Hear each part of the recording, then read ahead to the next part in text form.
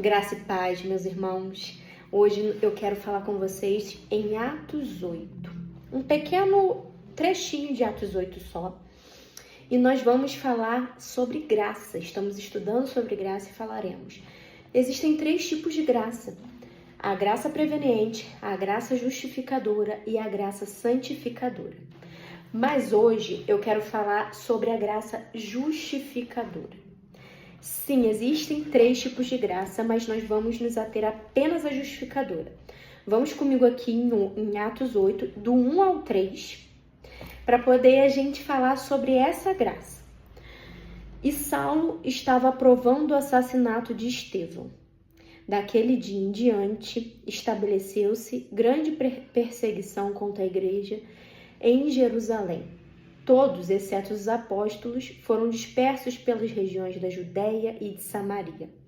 Alguns homens piedosos sepultaram Estevão e derramaram seus corações em pranto por seu martírio. Saulo, por sua vez, devastava a igreja, invadindo casa após casa, arrastando homens e mulheres para jogá-los ao cárcere. Eu quero falar só sobre esta parte. Atos 8. Na verdade, o livro de Atos é algo assim maravilhoso. Toda a Bíblia, mas Atos a gente vê ali o crescimento da igreja. E o que é a igreja, né? A gente só vê a igreja sendo mencionada essa palavra que é eclésia, chamados para fora. A gente só vê essa palavra sendo mencionada a partir do Novo Testamento. Isso porque quando Jesus se entrega na cruz, né? Nos evangelhos a gente vê Jesus pregando o evangelho, Jesus curando, Jesus mostrando, ensinando como ser segundo a imagem e semelhança dele próprio, porque ele é a plena imagem e semelhança. Nós vamos ver isto, e é extremamente importante porque ali ele foi um exemplo. Então aqueles discípulos, aqueles apóstolos que andaram com ele, aprenderam isso. E aprenderam por um motivo, né?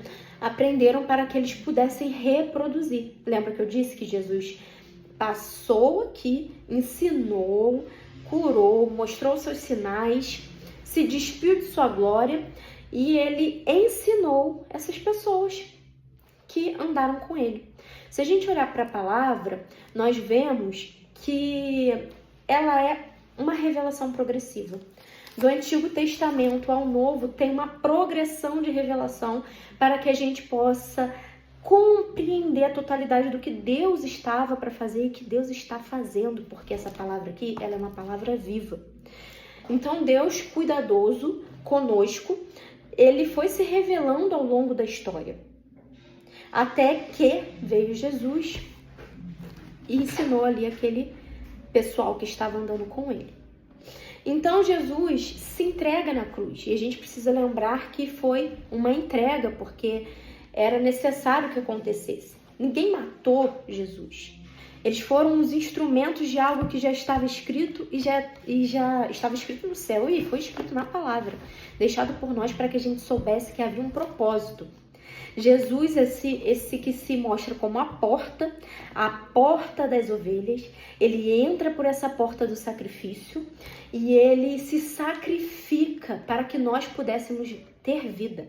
Quando a gente olha para essa passagem da porta das ovelhas lá nos evangelhos, nós vemos que Jesus diz que quem entra por ele era a porta. Quem entra por ele entrará, sairá e achará pastagem.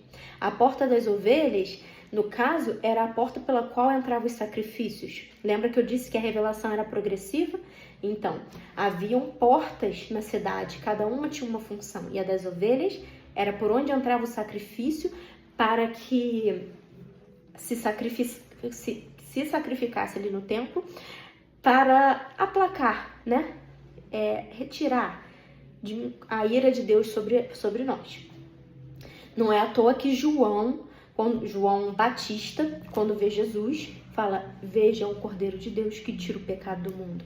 Ele estava comparando Jesus com aquele que seria o sacrifício perfeito. Então, e o que isso tem tudo a ver com o texto? Nós já vamos chegar.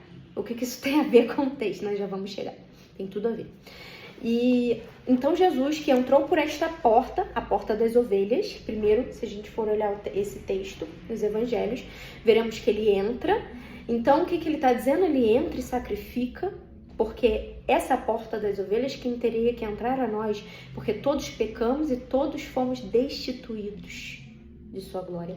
Então, ele entra e se sacrifica por mim, por você e pelas gerações.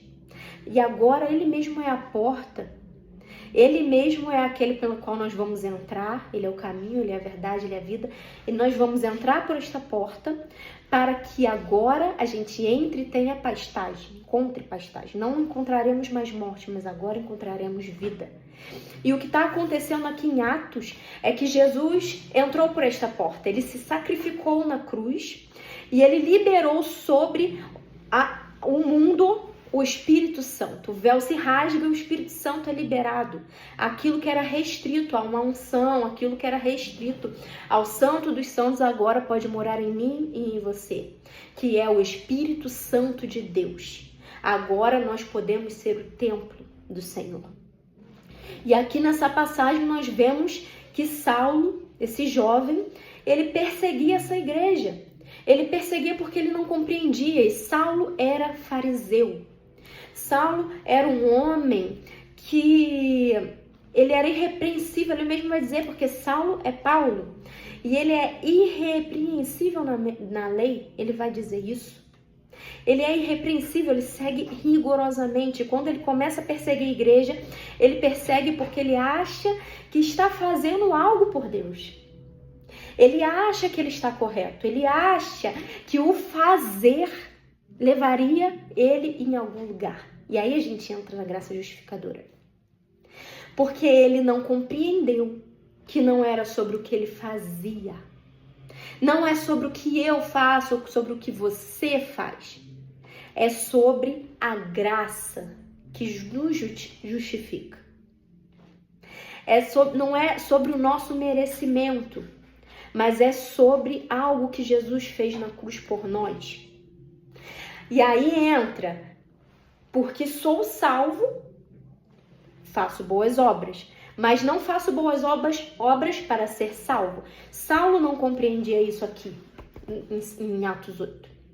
E ele perseguiu a igreja. Agora você vê, alguém que persegue a igreja está fazendo o quê? Está indo contra os propósitos do próprio Deus. Está indo contra um crescimento de algo que foi Deus quem constituiu. Mas a graça do Senhor, olha como que isso é lindo, a misericórdia de Deus. Era para Saulo não ter nenhum merecimento e nós, nem eu, nem você temos. Mas já em Atos 9 nós vemos que o próprio Jesus se apresenta a Saulo e diz assim: Saulo, Saulo, por que me persegues? E naquele encontro, Saulo entende que ele estava perseguindo ao próprio Jesus, ele não estava perseguindo aos apóstolos, ele estava perseguindo ao dono do propósito. E ele se arrepende. E ao se arrepender, ele recebe essa graça justificadora, crendo que Jesus é o Senhor. Isso é graça justificadora. Você não merecemos, a gente não merece. Fizemos talvez coisas que não poderia ser digno de perdão. Mas Jesus, ele se entregou naquela cruz pelo seu pecado, pelo pecado das gerações. E esse ato, através do nosso arrependimento, através da nossa declaração de fé nele, nos justifica. É isso que é a graça justificadora. Uma graça que nos justifica diante do Deus Pai. Agora, Paulo pode se achegar ao Deus Pai. Ele pode se achegar porque ele se arrependeu e ele creu que Jesus é o Senhor. E não somente ele se achegou ao Deus Pai, como ele escreveu grande parte do Novo Testamento através de cartas. E foi um grande homem de Deus. Não era para eu estar aqui, não era para você estar aqui. Mas por causa dessa graça, nós estamos. Não é sobre a minha posição nem a sua, é sobre a graça e o propósito do Senhor. E para finalizar, lá em Romanos 3:24 vai dizer: sendo justificados gratuitamente por sua graça, mediante a redenção que há em Cristo Jesus. Essa é a boa nova. Eu não posso fazer nada do que eu faça vai me fazer digna, mas Ele fez tudo por mim, Ele fez tudo por você, e agora nós somos aqueles que podemos nos apresentar diante de Deus Pai. Receba essa palavra para o seu coração e leve isso para a sua semana. Espalhe para mais alguém que precisa disso. Porque não é sobre o fazer, é sobre o ser. Somos filhos de Deus através da nossa confissão em Cristo.